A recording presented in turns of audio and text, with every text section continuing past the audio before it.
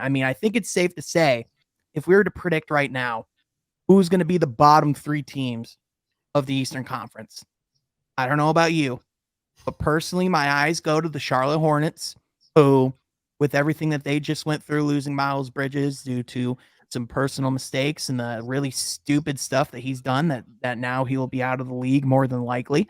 I think the Orlando Magic are a team that more than likely will be in that bottom 3 of the conference conversation.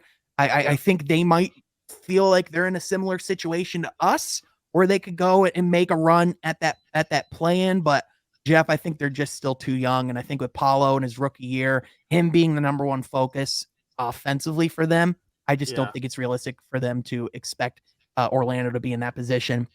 And then the Pacers. I just think another situation just like that. I think, you just saw the Pacers try and clear some cap space to go and get DeAndre Ayton. Obviously, that didn't work out. So the team really didn't get significantly more talented this offseason. It got a solid player in Bennedict Mather in the draft. Nothing that's going to take them over the top, or I don't think it's going to improve their win total.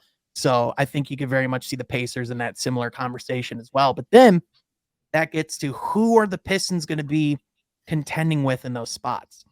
And the 4 teams of the play-in picture last year were the Nets, the Hawks, the Cavaliers, and obviously Charlotte.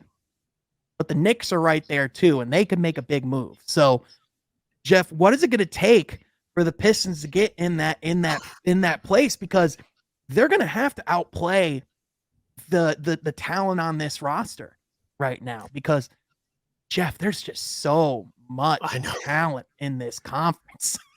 No, it's tough. And even if you look at the Knicks, like as much as we like to laugh at the Knicks, and they didn't make obviously the play-in this year, you add Jalen Brunson, and possibly if they end up closing the deal on Donovan Mitchell, like now you're talking on another team that could be a 6 or 7 seed. So it's just it's gonna get tighter for not a lot of room for error. So if I could, tell a team that I think the Pistons will be better than, obviously you went through them: Orlando, the Pacers, Washington to an extent. I know Bradley Beal will be there; it'll be different, but still they're going to be Porzingis and Bradley Beal. Like, what's that going to be? Maybe a play-in, but still, even the teams you mentioned in the play-in, that's the one that is more scary, because the Atlanta Hawks, a team who was in the Eastern Conference Finals not too long ago, they add DeJounte Murray, which I'm curious to see the fit this year, but I think they'll be much better. And then you have Cleveland, who even without Colin Sexton was a great team early on in the year. They kind of fell off a little bit, still made it in the play-in, but I think they're going to still be in the playoff picture. And then Charlotte's the one team that made the play-in as a 10 seed, still had 43 wins. Like, that's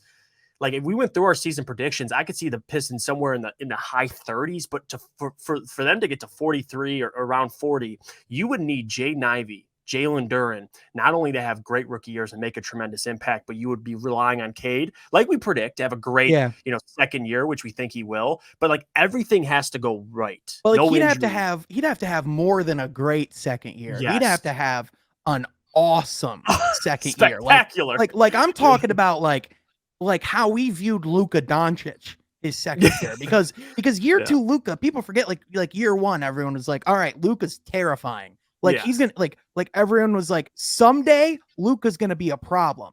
And then year 2, it was like, oh, someday's now. Like, it's here. Like, the rapture's upon us. You know what I mean? So like, when I look at like what's happening in the landscape of like what Detroit's going to have to deal with, again, like, we expect a lot of great things out of Cade. We do. But to expect that type of year 2 out of anybody is just difficult. Now, I mean, obviously I think we saw Anthony Edwards take a significant leap this last year too. So it's definitely possible, but again, that's going to be one of the stories this season, is what's going to put them in that position. But again, even then, you'd almost have to say that they would need to make a trade and go acquire more talent, because even though this roster that we have, when you compare the talent, like, I think with Cleveland, I think we're on par with the talent that we have. Atlanta, even though they just made crazy moves, I think we're on par with the fact that we have talent as well. Like, a lot of these teams that you're stacking up in the bottom half of this conference, it's like, okay, we have talent, but we're a lot younger than some of these teams. And with Cleveland, like their talent, like Darius Garland has a few years under his belt now. Jared Allen is becoming a veteran. Exactly. So, it's, that's why, again, like only teams like Charlotte, Indiana, and Orlando, it's like, well, those teams are younger than us in a lot of ways. So, so it's going to be a really difficult road, but I also think with this Eastern Conference, I'm glad it's the way that it is, in the sense that it's going to give the Pistons a lot of opportunities to go out there and get better each and every night, because you're going to be facing the best of the best every single night.